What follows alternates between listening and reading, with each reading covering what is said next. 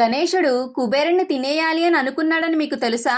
కుబేరుడికి తన దగ్గరున్న ధనాన్ని చూసుకుని గర్వం ఎక్కువగా పెరిగిపోతుంది. తన ధనాన్ని అందరికీ చూపించుకోవాలని అందరికీ విందు భోజనం ఏర్పాటు చేసి మొత్తం దేవుళ్ళందరినీ పిలవడం మొదలుపెట్టాడు. ప్రతి ఒక్క దేవుడు వచ్చి కుబేరుడి ధనాన్ని చూసి ఆశ్చర్యపోయేవాళ్ళు. వాళ్ళ ముఖాలను చూసి కుబేరుడు ఎంతో ఆనందపడేవాడు. ఒకసారి శివుడికి కూడా తన ధనాన్ని చూపించాలి అని కైలాసానికి వెళ్లి పిలుస్తాడు. కానీ శివుడికి కుబేరుడి యొక్క గర్వం అర్థమయ్యి ఇతనికి బుద్ధి చెప్పాలి అని, అమ్మో, నేను నువ్వు పెట్టే భోజనాలు తినలేను కుబేరా, నా బదులు నా చిన్న కుమారుడు గణేశుడు వస్తాడు. గణేశుడు వస్తే మేము వచ్చినట్లే, నువ్వు అతని ఆకలి తీర్చు చాలు అని నవ్వుతూ అంటాడు. కుబేరుడు గణేశుణ్ణి చూసి నవ్వుకుని ఇతని ఆకలి చిటికలో తీర్చేస్తాను అని, సరే స్వామి అని గణేశుణ్ణి తీసుకుని వెళ్తాడు.